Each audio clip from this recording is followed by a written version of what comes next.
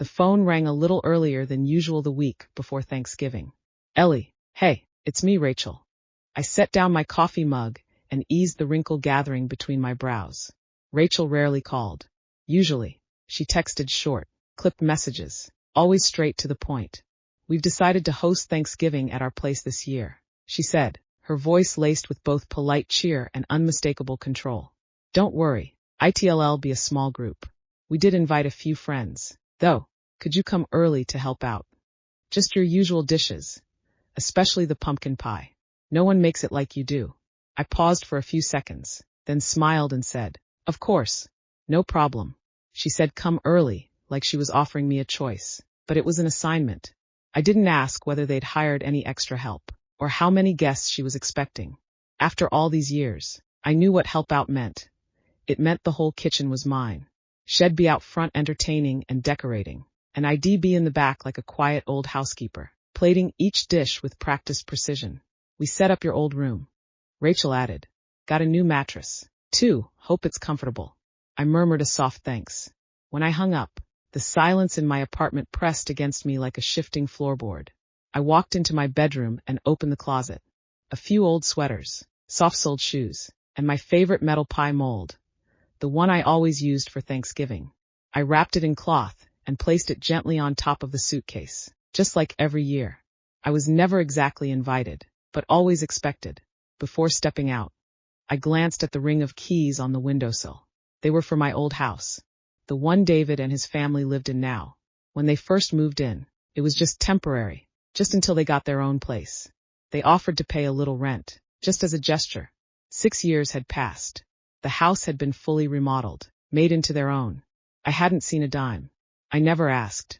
I simply moved out quietly and gave them space, retreating to a modest apartment of my own.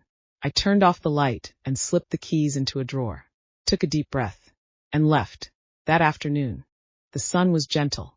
The car window framed rolling waves of orange and golden brown trees. California autumns never bit like the ones back home, but the soft warmth of it all could still trick you into thinking things were okay, maybe even promising.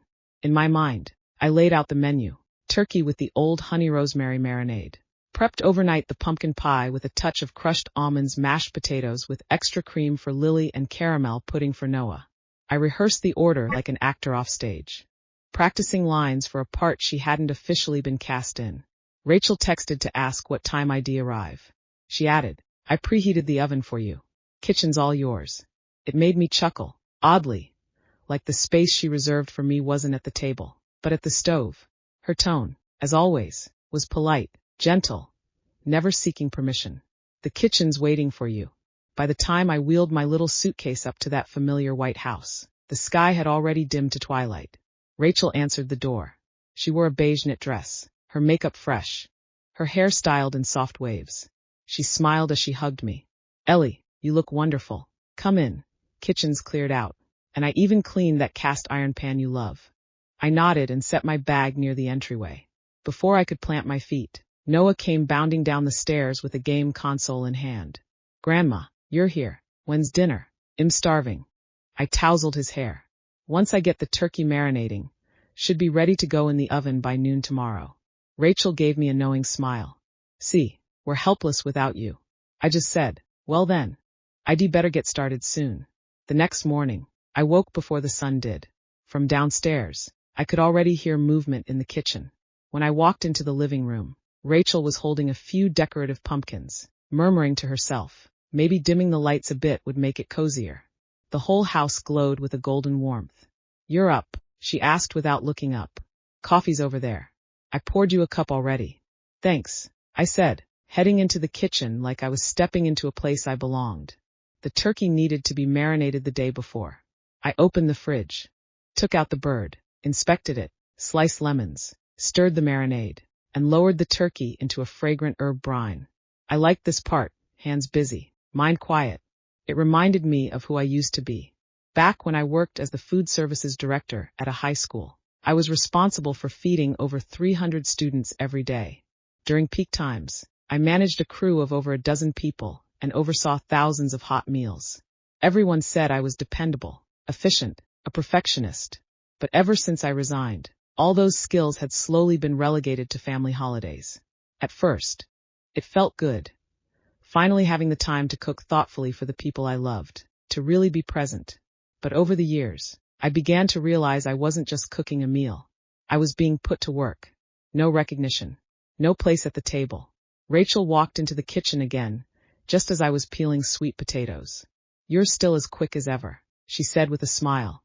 "You know, I love seeing you in the kitchen. You just look so focused, steady." She slid open a cabinet drawer behind me. "I moved the kids' dishes out of the way, gave you more room." I nodded, said nothing, because I remembered all the times I'd been hustling in the kitchen while she lounged on the couch, scrolling through her phone. Now and then, she'd call out, "Don't bother Grandma, she loves cooking." Do I? I hadn't argued then. But now, I started to wonder, had she said it so often? I just became the grandma who loves cooking, because she needed me to be. "Oh, by the way," Rachel added, "David's got a work call around noon, so we might need to push lunch a bit later." "All right," I replied, slicing the sweet potatoes into thick rounds and arranging them on a baking tray. By 11:30, the warm scent of pumpkin pie had filled the kitchen.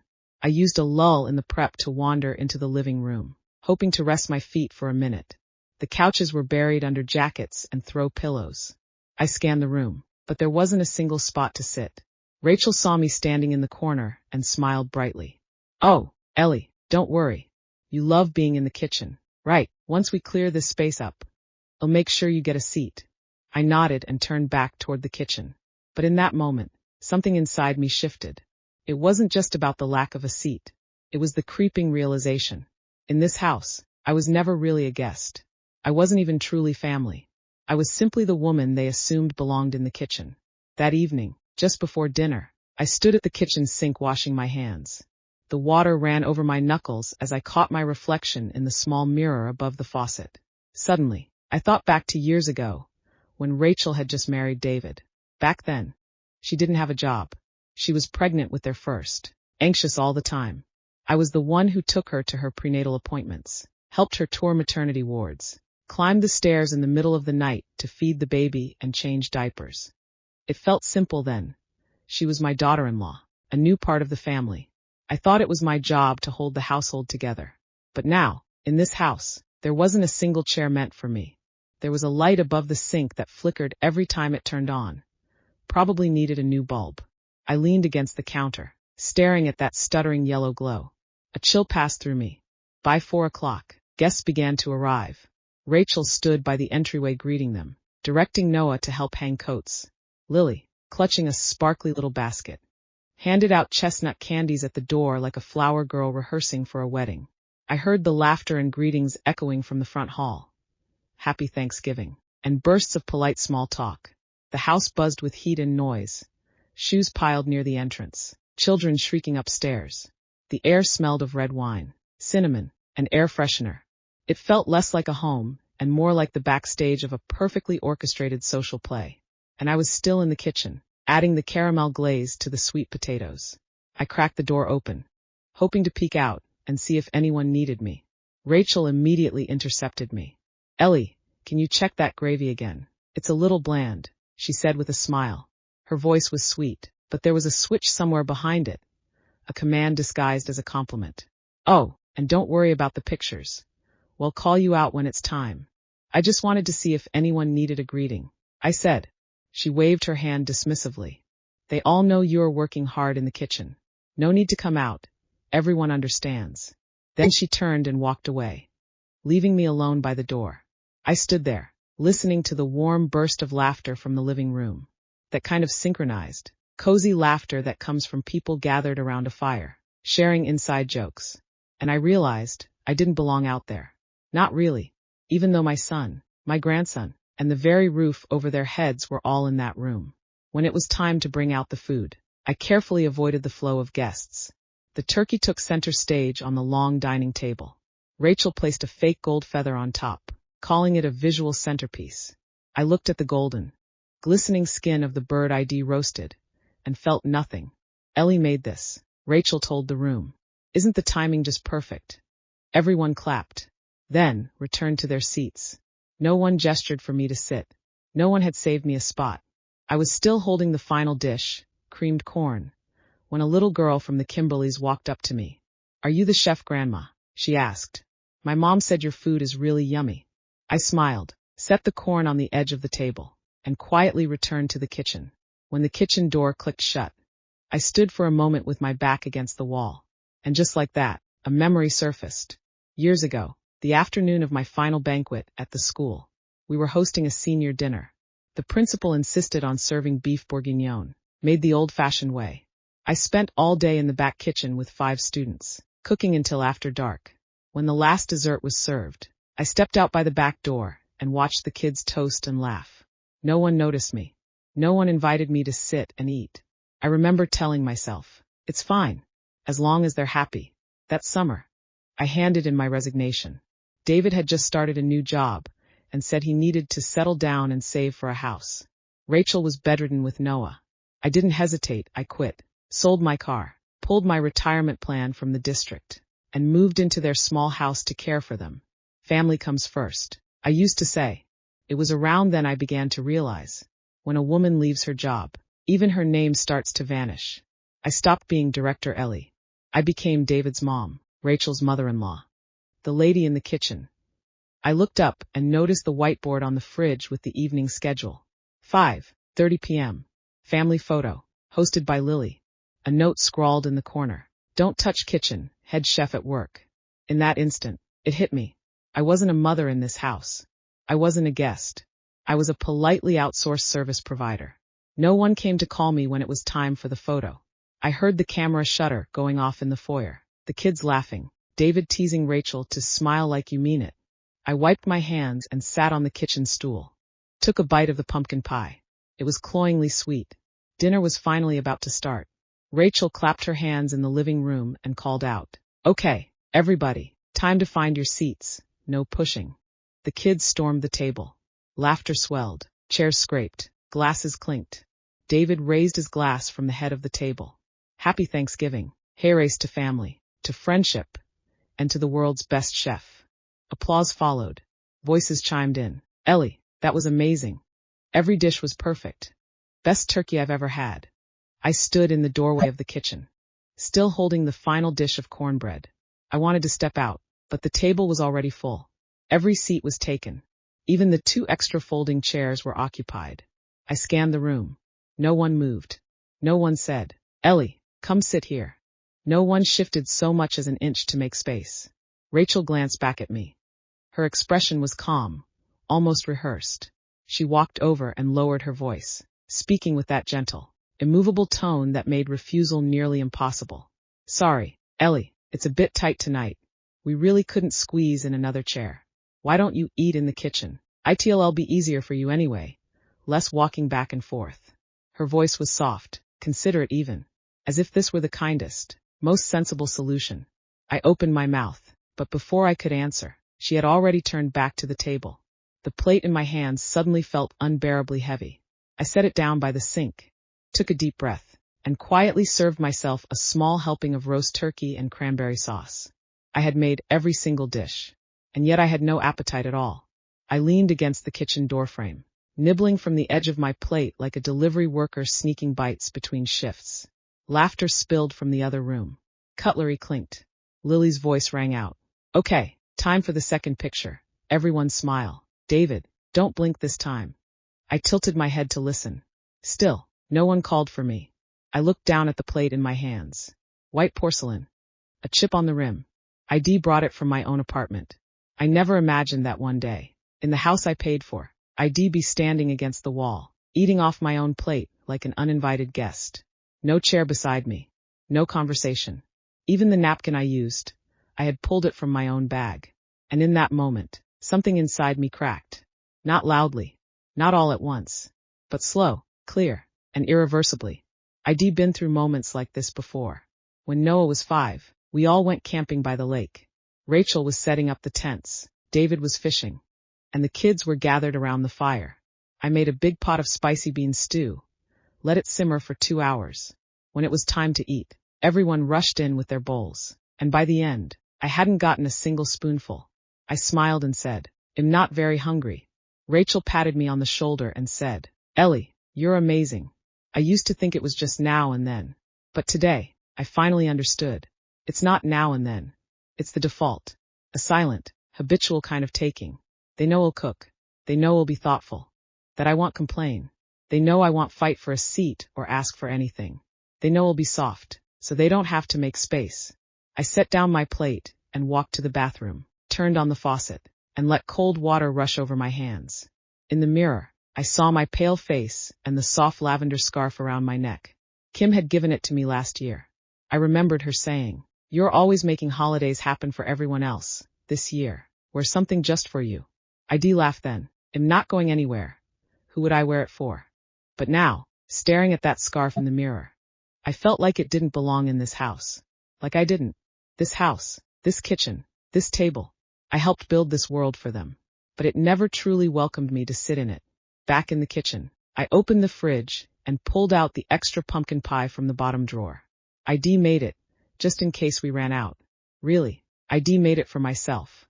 I cut a slice, placed it into a glass container, then found my stainless steel thermos and poured in hot black tea.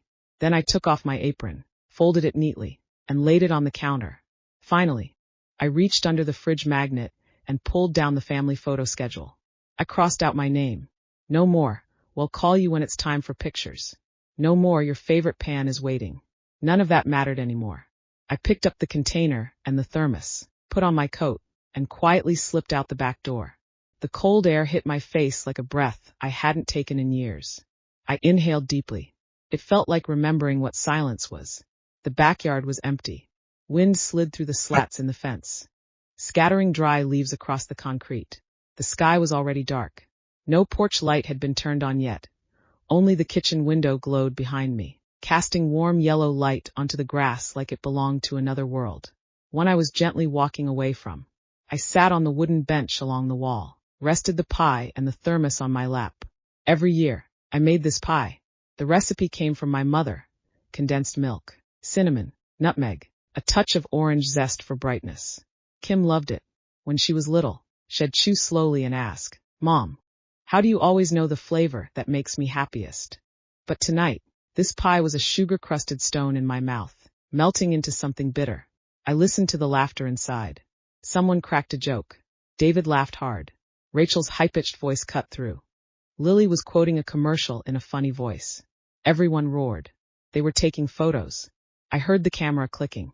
Then David, "Okay, one more. Everyone look at the camera this time." "Where's Grandma?" Lily asked.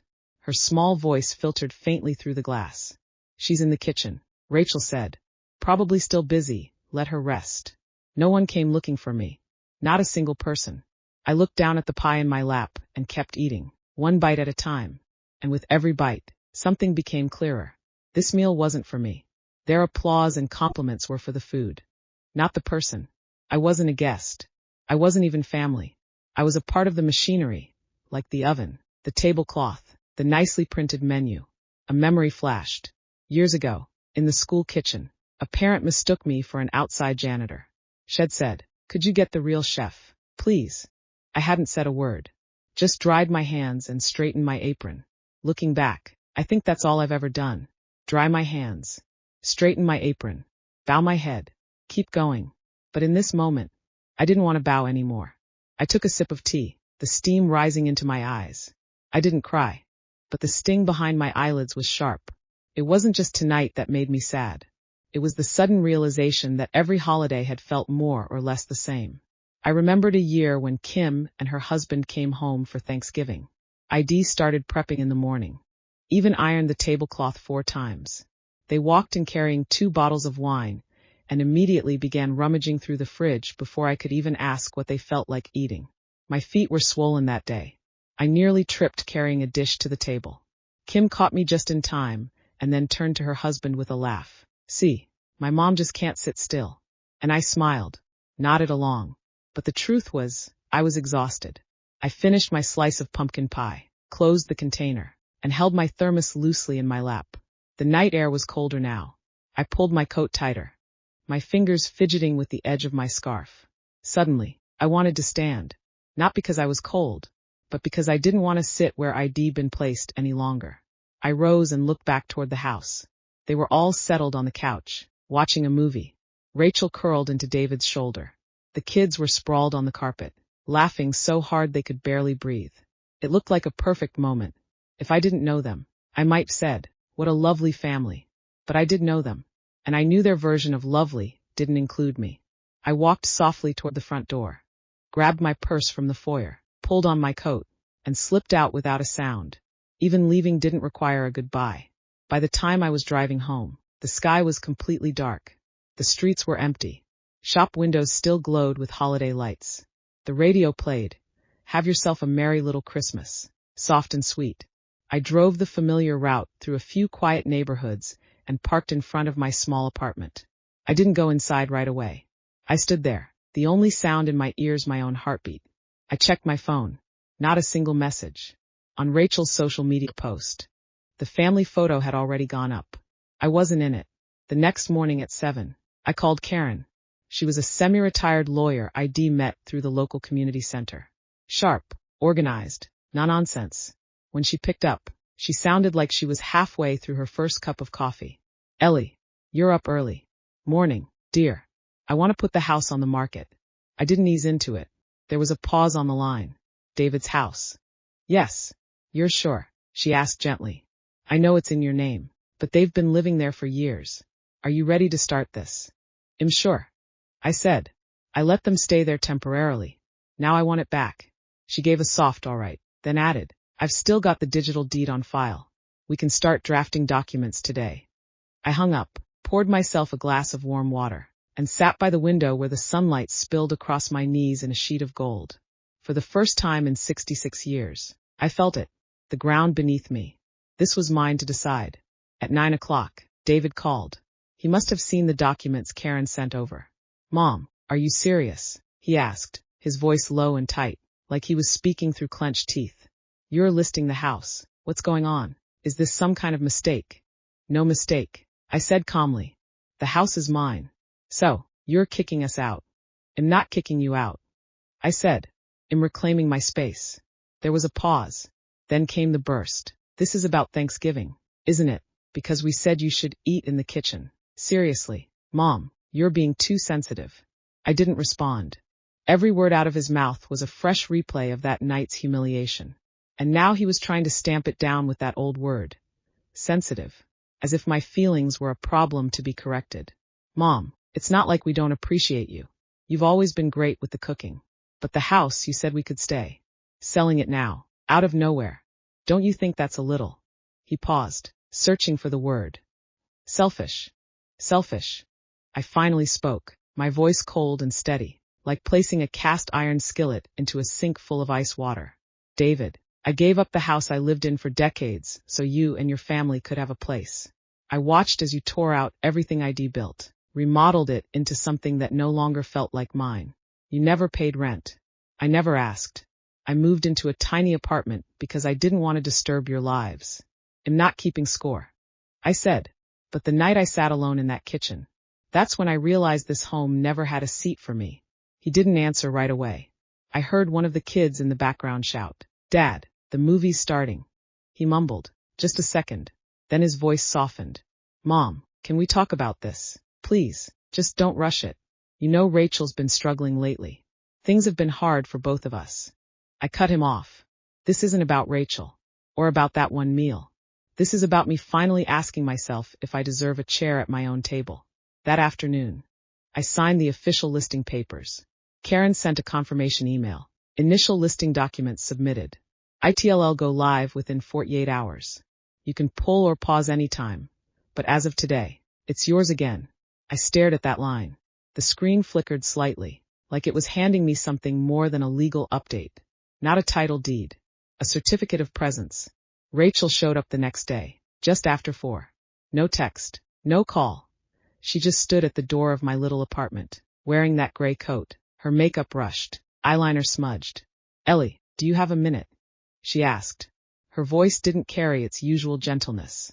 It had the clipped, strained tone of someone confronting a violation, like she was the rightful homeowner and I'd crossed some unspoken boundary. I nodded and let her in. The apartment was quiet. No TV in the living room. Just an old couch and a bookcase along the wall. ID just brewed coffee. I poured her a cup. She didn't touch it. She sat on the chair, clutching her purse strap like it might slip away, staring at me for a few seconds before speaking. I want to ask, are you mad at us? I didn't answer. You left on Thanksgiving, she said, a little faster now. Didn't say a word. We thought maybe you just went home to rest. And then we get papers from a lawyer saying you're selling the house. She furrowed her brow, clearly trying to stay composed. You know that's where we live. The kids are used to it. If you sell it now, what are we supposed to do? I picked up my coffee, blew on the surface, then set it back down. Rachel, the house is in my name. It's not yours. She opened her mouth. Her eyes glossed over. You never said it was untouchable. You never told us we'd have to leave. I thought we were family. I didn't rush to respond. That line, we're family. She said it so easily. It was the justification for every request, the excuse behind every dismissal. Rachel, I said, calm and measured. Do you know what I was thinking when you told me to eat in the kitchen that night? She blinked, caught off guard. I was thinking, maybe I don't even deserve a chair. You know that's not true, she shot back, voice rising. It was crowded, that's all. I even sent Lily to check on you. You didn't mean to. I nodded. You're just used to it.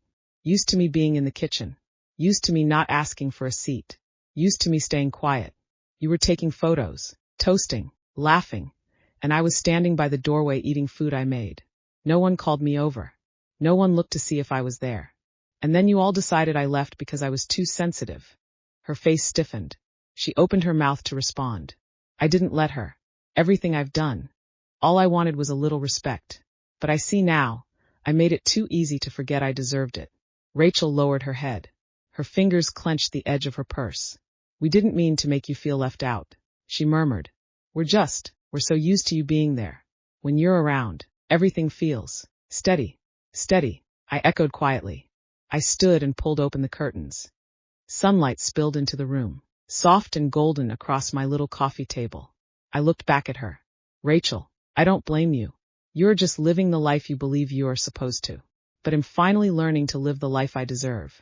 She whispered, the kids will be upset. Then tell them this is what grown-up choices look like. Her eyes welled up. That hit something deep. I don't want to destroy your life, I said gently. I just don't want to keep being small in it. Rachel stood up, grabbed her bag, said nothing, and walked out the door. After she left, I sat by the window and didn't move. The room was silent.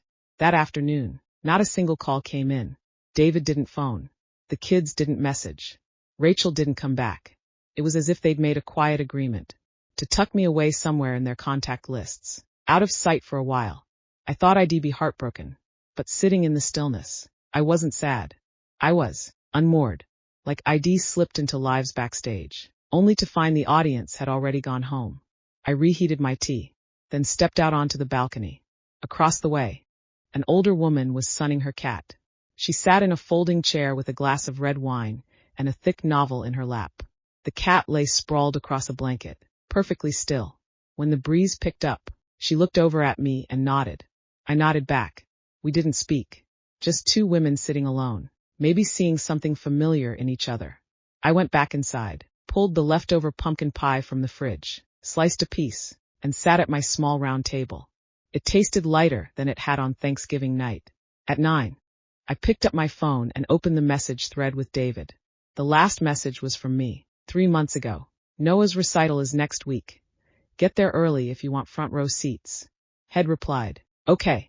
I stared at it, scrolled back, scrolled forward, paused on the input field, fingertips hovering. I'm not mad. Are you all doing okay? I've got extra pie. Want me to bring some by? I typed, deleted, retyped. In the end, I sent nothing. I silenced the phone and dropped it back on the table. That moment hit hard. All those years of holiday meals and family gatherings. I hadn't been afraid of being alone. I'd been afraid of not being needed. The next morning, around 10, Kim called. Mom. Her voice pulled me right back to earth. I just found out yesterday, she said. Rachel called me in tears, talked for half an hour, saying you'd lost your mind. She paused. Are you okay? I smiled gently. I'm fine. Better than I've been in a long time. What did they do? She asked. I told her the short version of that Thanksgiving night. Eating in the kitchen. No chair. No one called me for a photo. No one noticed when I left. Kim was quiet for a long beat. Then she said, "Mom, you did the right thing." I blinked. She continued, "You've given them everything. I've never said it before, but I've thought it for years. They treat you like furniture. Always there, always expected, never really seen." My throat tightened. My eyes stung. "Sweetheart," I said, "I didn't do this to punish anyone." "I know," she said softly. "You're just finally putting yourself inside the family. Not in the kitchen. You just wanted a seat of your own." We were quiet for a while. Then she added, "Mom, come stay with me next week. Just for a few days. Breathe somewhere else. I work from home. I've got time in the evenings. We'll go for walks. I don't want to be a burden." "You won't be," Kim said. "Mom, you're the person I save a seat for." Those words landed in my chest like the first rain of spring cracking through dry soil. I nodded slowly. "Then he'll come. After the call." I got up and cleaned the kitchen. Threw out the leftovers. Scrubbed the pans until they gleamed. Then I pulled out a half-written note from the fridge. "Buy paints. Sign up for pottery class. Apply for library card." I smoothed the paper and pressed it back onto the door. I wasn't making lists for anyone else anymore. From today forward, every small thing I did was for me. I saw the flyer on the bulletin board outside the post office. Winter pottery for beginners. Wednesdays at 7 p.m. City Grove Community Center. I was there to drop off a return, but ended up standing in front of that smudged printout for several long minutes. The package in my hand, a wrongly sized sweater meant to go back, slipped to the ground and landed by my feet. I didn't pick it up. It wasn't because I loved pottery. It was that one line that stopped me cold. "No experience necessary. You're not here to become an artist. You're here to get your hands back. Get your hands back." I understood exactly what that meant. After 30 years of holding pans and knives, my fingers had learned to act without thinking, serving on command. But it had been a long time since I demolded anything just for me. A week later, I walked into the pottery studio at the City Grove Community Center. There were maybe a dozen of us, young, old, in denim, in aprons, gathered around wheels and wooden tables. The air smelled damp and earthy, like wet clay and warm light. It made me feel oddly safe. Our instructor, Judy, had a soft gray crop of hair and a rough-edged voice that carried across the room with ease. "We're not here to make anything that'll sell," she said. "We're here to shape something that's yours. Even if it's lopsided, uneven, cracked, that's still yours." I sat in the back row, palms slightly sweaty, listening quietly. Then Judy asked everyone to come up and introduce themselves. When it was my turn, I hesitated, then said, "Emily, a retired cook, and also a mom, a grandma, and someone who just learned how to spend a holiday alone." A few people chuckled, kindly, knowingly, the kind of laugh that said, "We get it." I started showing up every Wednesday. At first, I just fumbled through pinching bowls, pulling clumsy cups. The clay would slip through my fingers, slide away like it had a mind of its own. But strangely, I didn't mind. This wasn't the kitchen. There were no meal deadlines, no taste tests, no plating expectations. There was no timer here. Just my hands, and the mud. One night, Judy gave us an assignment. "Make a container for a feeling," she said. "Close your eyes. Think of a feeling you've buried deep. Then squeeze it, press it, pile it into form." I closed my eyes. What came to me was the image of myself standing at the kitchen door that night, eating alone. Then Rachel's voice. "You like being in the kitchen, right?" When I opened my eyes again, there was something in my hands. A small, uneven cup. Its rim dipped off center. One side had collapsed slightly. It looked like a tiny house that had just survived an earthquake. I didn't fix it. Judy came over, studied it, then asked, "What's it called?" I thought for a moment and said, "Absent." She nodded slowly, then smiled. "You know," she said, "you're not the best cook I've ever taught." I blinked in surprise. "I've had dozens of ladies in here who could whip up a meal like magic." She went on, "But you're the first one who can put a whole story into a cup." And right then, something caught in my throat. Not because of the compliment, but because I realized that every broken little piece of my life, every night I ate standing up, every moment of quiet hurt in the kitchen, every time I'd gone unseen, had just been seen. In that crooked, soft-edged cup. I wasn't a poor mother. I wasn't a walking meal service. I was Ellie, the woman who made absent. the woman who finally stood next to her own name, with her hands in the clay. After class, a younger woman approached me. "Your cup," she said. It reminded me of my dad. The year he passed, we forgot to set a place for him at the table. I still think about it. She told me her name was Carmen. Divorced 3 years. Still trying to fill her life with something that made sense. "Next week," she said. "Sit next to me. We'll be a pair." I smiled and nodded. Time moved quickly. Before I knew it, I was at Kim's house. She lived just outside the old part of town, in a renovated one-story cottage with thyme growing in the front yard and a row of soft blue salvia swaying by the porch. When the sunlight hit just right, it looked like someone had dusted powdered sugar along the roofline. She picked me up on a Friday afternoon, taking half the day off from work. She didn't say much during the drive, just asked if I wanted music. "Play whatever you usually listen to," I said. So she turned on a soft jazz playlist, and we drove in silence for 30 minutes. Outside, the trees were glowing yellow, like each one was trying to give its final performance. Kim's house felt warm and lived in. Photos from her childhood lined the hallway. A few of her own paintings hung in the kitchen. On the bookshelf, I spotted a framed photo of me, taken on my 30th birthday, back when her father was still around. I was smiling wide, grounded and certain. "You were so beautiful when you were young," she said. I smiled. Back then, I believed I could do anything. Dinner was simple, chicken wraps and vegetable soup. Kim insisted I stay seated while she washed the dishes. "You're a guest in my house tonight," she said, "and I'm not letting you eat in the kitchen." We both laughed at that.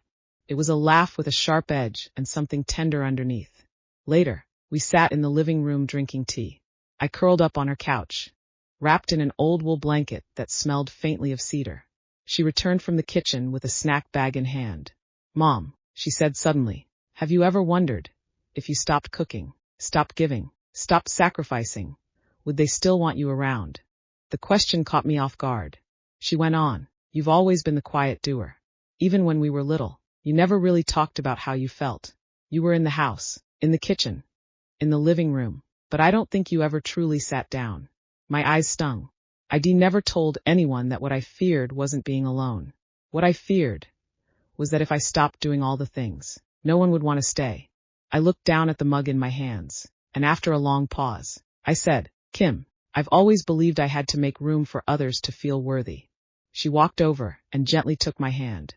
"You don't have to make room," she said. "You deserve a place of your own." That night, I slept deeply. In the morning, I woke to sunlight streaming through the curtains, the scent of floral tea and warm muffins filling the air.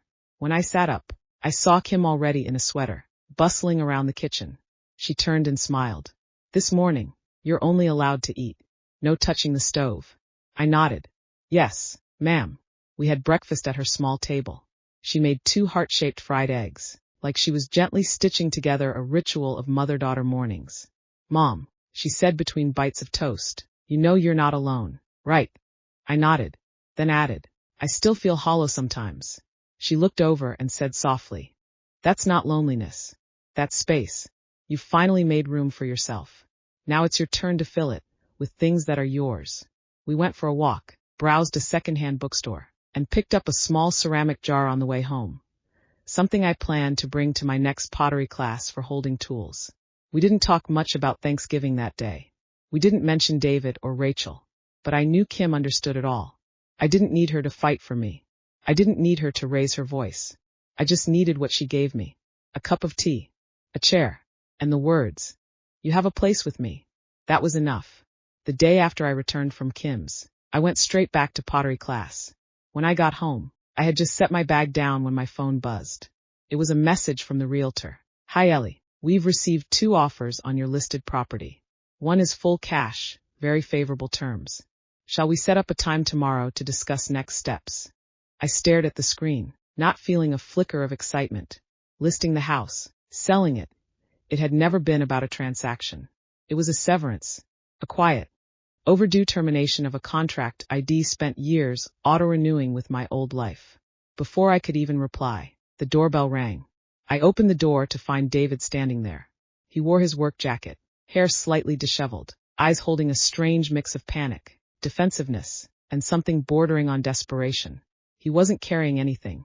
It looked like head rushed out, Mom, he said, can we talk? I nodded and stepped aside.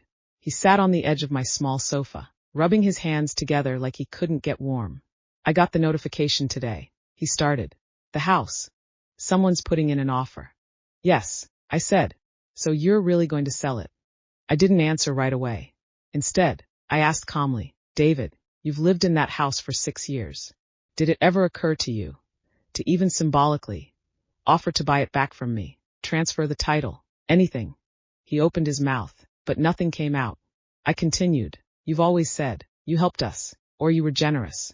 But when did I ever say, this house doesn't belong to me anymore? He was quiet for a long moment. Then, in a low voice, he muttered, we're not trying to take advantage. We thought, you're family. You wouldn't actually kick you out. I finished for him. I'm taking it back. His emotions flared. Mom, where are we supposed to go? The kids are in school. We have the mortgage, the insurance. This is like cutting us off without warning. Did you think about the consequences? I gently set my teacup down, voice steady. David, have you ever thought? Every time you asked for help, I came. Every time you needed money, I gave. Every time you forgot a chair, or a thank you, or a place at the table, I swallowed it. I always thought of you. But did you ever, once, on a holiday, during a photo, when I was eating standing up, did you ever think of me?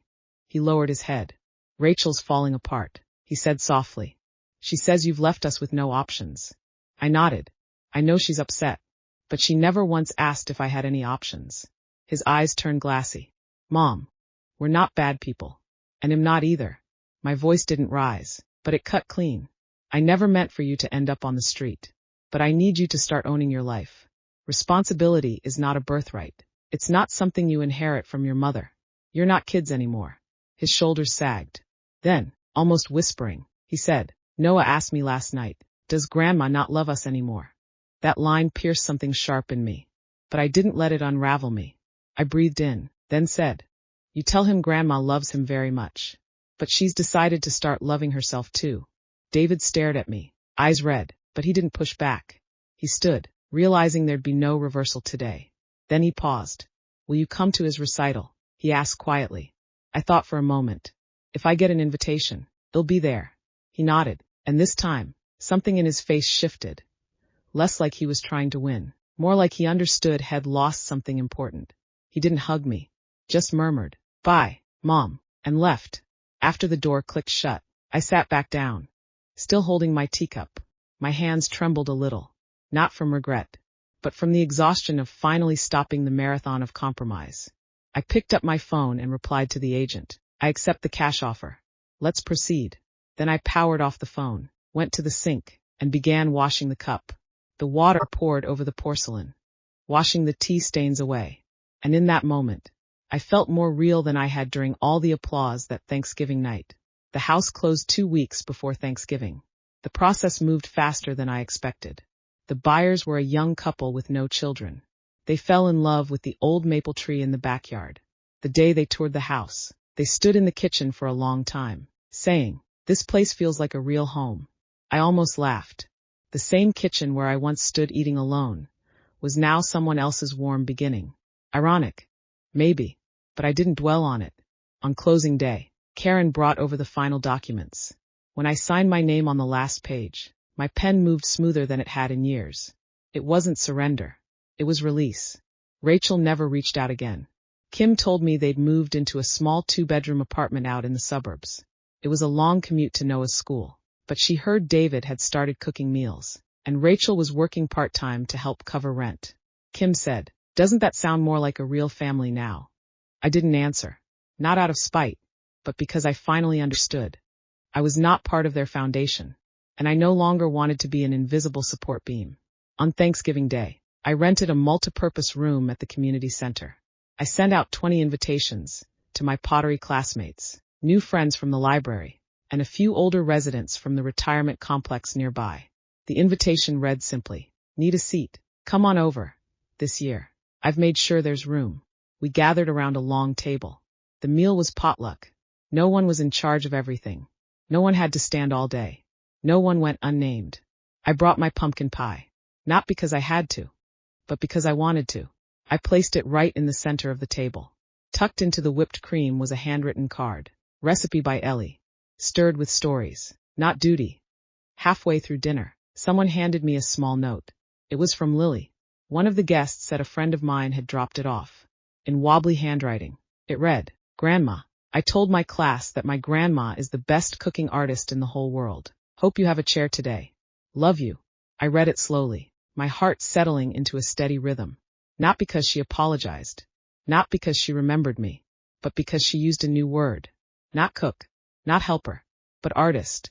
That evening, I stood out on the balcony with a cup of warm pumpkin soup. The sun was dipping behind the hills, and the wind from the ocean danced with the edge of my scarf. I raised the cup gently and said to the quiet horizon, this year, I'm not the cook, I'm not the guest, I'm the host.